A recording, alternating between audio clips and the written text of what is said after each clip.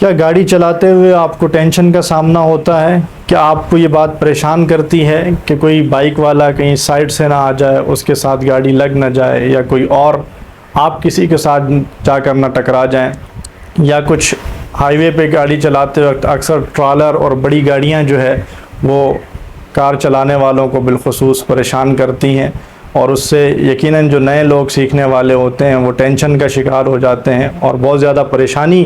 ان پہ دماغ پر ان کے چھا جاتی ہے، بہت زیادہ ٹینشن وہ لے لیتے ہیں۔ تو اس کا حل کیا ہے؟ ایک اس کا سادہ سا حل ہے، بظاہر تو وہ بڑا عجیب سا ہے، لیکن اگر اس کو غور کیا جائے، اس کو سمجھا جائے، تو یقیناً گاڑی چلاتے وقت جو انسان ٹینس ہوتا ہے وہ نہیں ہوگا۔ اس کو اس مثال سے آپ سمجھ سکتے ہیں کہ جب آپ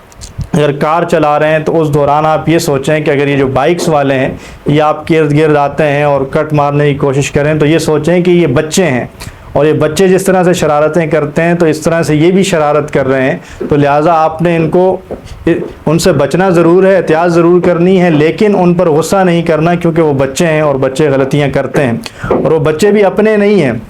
اپنے بچوں پر تو بندہ غصہ بھی کر سکتا ہے، ان کو تنبیہ بھی کر سکتا ہے، یہ دوسروں کے بچے ہیں کہ جن کو آپ اگر کچھ بولیں گے تو آپ کے لیے پریشانی ہوگی، کیونکہ وہ چھوٹے ہیں اور آپ بڑے ہیں، سمجھدار ہیں، تو اسی لیے آپ کو صبر کا مظاہرہ کرنا چاہیے۔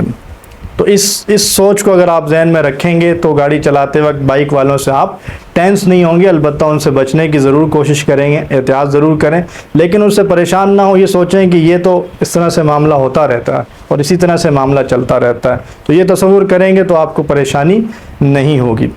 اور اسی طرح سے اگر بڑی گاڑیاں ہیں، بڑی جیسے ٹرالر ہیں یا بڑے ٹرک ہیں، تو ان کو یہ سوچیں کہ وہ بزرگ ہیں، بزرگ ایک تو بڑا سلو چلتے ہیں، آرام سے چلتے ہیں، تو ان کا احترام کرنا ہے، کیونکہ ان کے ساتھ ٹکرانا نہیں ہے اور ان کی ڈانٹ ڈپٹ سے بھی بچنا ہے۔ تو یہ تصور آپ کریں گے، ان کا احترام کرتے ہوئے اگر آپ چلیں گے تو آپ کو اس سے بھی ٹینشن نہیں ہوگی۔ تو اس طرح کی جتنی چیزیں ہم دنیا میں کرتے ہیں، تو جن سے بھی ہم ٹینشن کا شکار ہونے لگیں، تو یہ تصور کریں کہ اس کو کسی آپ ایسی چیز کے ساتھ، ایسے واقعے کے ساتھ، ایسے بات کے ساتھ جوڑ دیں